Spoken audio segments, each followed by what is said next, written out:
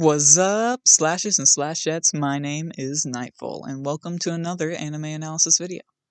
Today we are looking at one of my favorite anime characters from one of my favorite anime.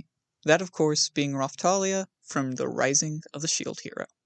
Now, I know I don't mention Philo in this video, or Melty for that matter, but that's because I wanted to focus on Raphtalia solely, and maybe a little bit of Naofumi because he plays an important part as to why she's so good. That being said, the way she reacts with Philo, in case you were wondering, is a lot like a sister, mother, and a rival all rolled up into one, but I didn't feel like that was really important to her character, besides showing how kind she is and how caring she is, so I didn't go in depth with it. However, comment down below if you want Philo or any other character or anime to have their own video and I'll try to make it happen. That being said, let's get on to the video. When we first meet Raphtalia, she is a very ill child, being held in a slave trading facility, yay. And once Naofumi buys her, we get to see more about her past.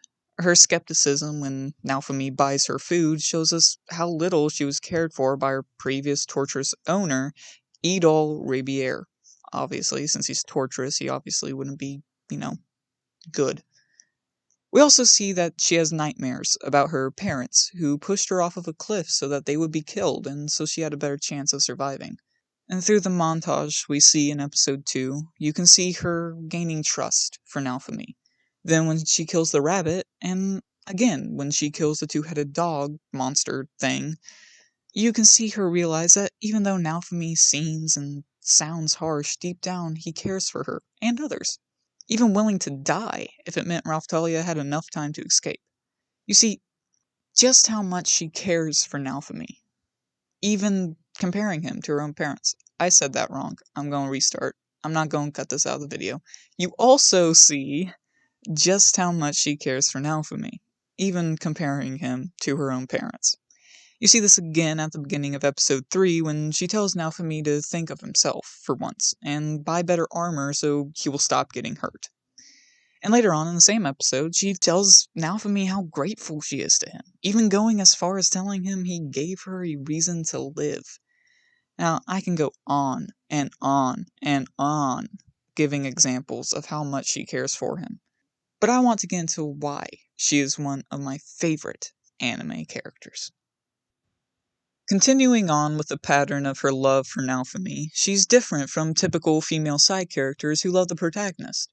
Most of the time, those characters have dumb reasons, such as he's so cool, or some other BS cliche reason. Raphtalia, though, actually has a reason. One, she can see past Naofumi's harsh exterior and see how kind and caring he actually is. But the main reason is because besides her parents, Naofumi is the only person who has ever cared for her and treated her as an actual person. Like father figure-esque wise. Not talking about Rivana. He saved her and gave her a reason to keep living. Of course she would fall in love with him. Another reason she's amazing is because she is an absolute badass, taking down pretty much every enemy her and Naofumi face, since, Naofumi can't exactly attack.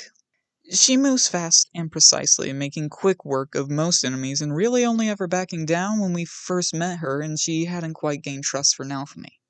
So not only is she good with a sword, but she is not afraid to stand her ground and take on any challenge in her way, even insulting the king to his face, saying we shouldn't waste our precious time here.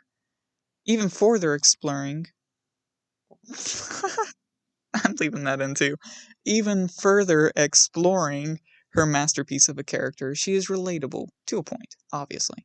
Everyone has felt abandoned and uncared for, sometimes multiple times, throughout their life, and after struggling for so long, much like Raphtalia, they finally find someone who cares for them. Even further, when Raphtalia learns about Rifana's passing, she talks about feeling worthless and pathetic, which again, a lot of people have felt. But the main reason as to why she's an amazing character is because she complements Naofumi perfectly. Her offense goes perfectly with his defense, making them a near unstoppable force once they get moving. But most importantly, her past as well as personality goes hand in hand with his own.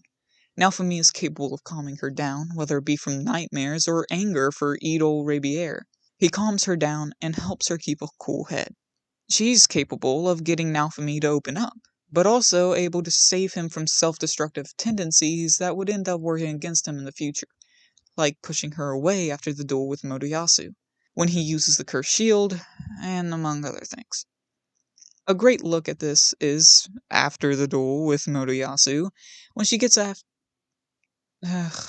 leaving that one in too, I'm leaving all bloopers in this time. A great look at this is after the duel with Motoyasu, when she gets him to realize that she is not going to turn on him. That deep down, he is a kind person, trying to do the best he can with what he was given. And more importantly, the fact that he is not alone. Raphtalia and Naofumi need each other to keep from falling apart. They both need somebody who won't eventually abandon or hurt them. That's why they work so well together and why Raphtalia's character is so beautifully written. She understands that without one another, they would have nothing in their world and would be unable to survive. Her understanding of Naofumi's character, her want to be his sword, and yes, her badass offensive abilities, as well as her love for Naofumi, and the way her character is a perfect fit for Naofumi's own character, makes her one of the best written and likable characters to exist in anime. I hope you guys enjoyed this video. I did something a little different. I left all the bloopers and my little slurred words and mixed up words in this time. Normally I take them out and I just redo the entire segment because I record my videos in segments. That way it's easier for me to edit. But I have like 8 bloopers and I plan on uploading them one time. Well, one time? At some time is what I meant to say. But if you guys would like to see that, let me know. And if you guys would want me to keep the bloopers in, also let me know. I'm like spacing out in between my words because this isn't part of the script. This outro is like not part of the script whatsoever. So I just wing it. Um, but this is getting long, so I'll cut it here now. That being said, if it's your birthday, happy birthday. And I'll hopefully see you all soon. Goodbye.